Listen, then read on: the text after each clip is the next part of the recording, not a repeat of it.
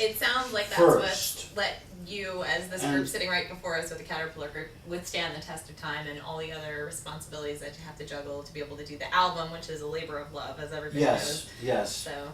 And as far as the support system from home, I'm lucky. My wife is from a family of musicians. So she understands. And she's an artist, a painter.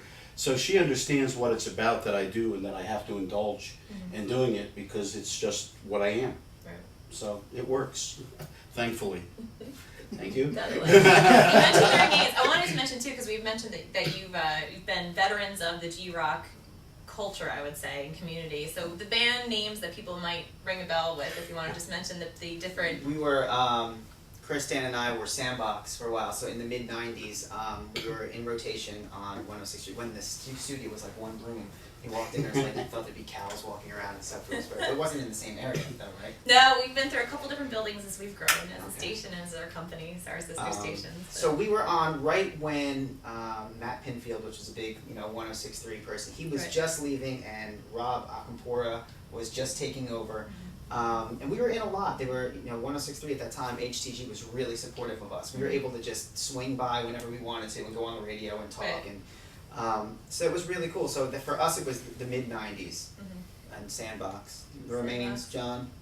I was in a group called the Cucumbers, which was a staple of the Hoboken and eventually the Jersey Shore scene between the Pony and the Green Parrot down in Neptune.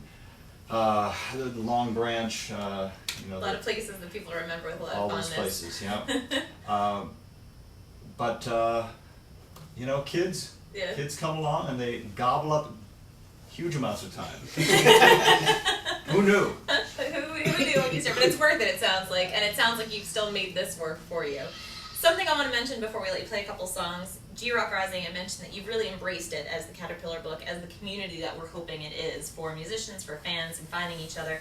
You actually did a show after we launched our first GROCK Rising contest to be able to open at Starland for a Toe the Wet Sprocket show, which I hung out with many of you at just recently, and you played with the GROCK Rising artist Brian Coburn, who was also there. So you really were able to find a like-minded musician. I mean, how is that for you going into the launch of your new album maybe this summer? Is that just something you were kind of worried about finding, or?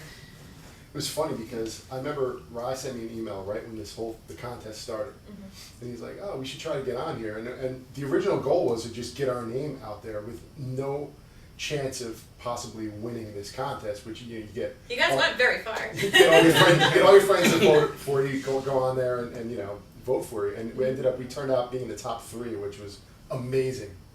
So it's like, I never in a million years thought we would get that far. Like being from where we're at and never having played in 10 years and just recording this album, and it was just like it's just mixes been more. too. Yeah, it's been more than we possibly could imagine through 106.3. Well, clearly your music was speaking to our listeners, and hopefully now that they got that taste of it through our GROCK Rising contest, they'll get the full album maybe this summer, out probably right now as we speak, and they'll want to come out and see you. So if they want to find out gigs, the website to go to is?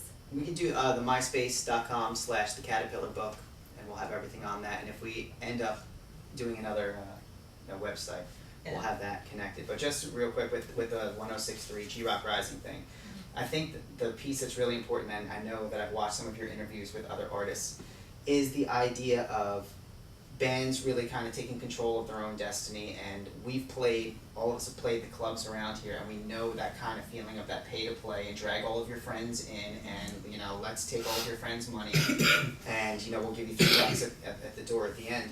And what I think is cool is to have, there's a million bands all over the place, but to have the bands be able to come together and say, you know what, it's really about the music, and maybe not filling the coffers of just the scenes that, the clubs that let you play. So meeting with like Brian and being able to play some shows together, not about the money or anything, but that we're all in the same boat, even though our musical styles may be different. So I encourage people to kind of to join up with the 106.3 thing, and as a band, like, you have to kind of take control of what you want to do. You can't wait for we didn't sell enough tickets to go to the Stone Pony, so now we're not going to forget them all. You can find a place to play. You can find a a way way to make do your own music. place to play. Right, exactly. So, you have to create your reality in a sense. Eloquently summed up by the Caterpillar, but so glad that you're a part of GROCK Rising. We're going to let them play Let's do it. and get Thank their you. album. We're very happy to be.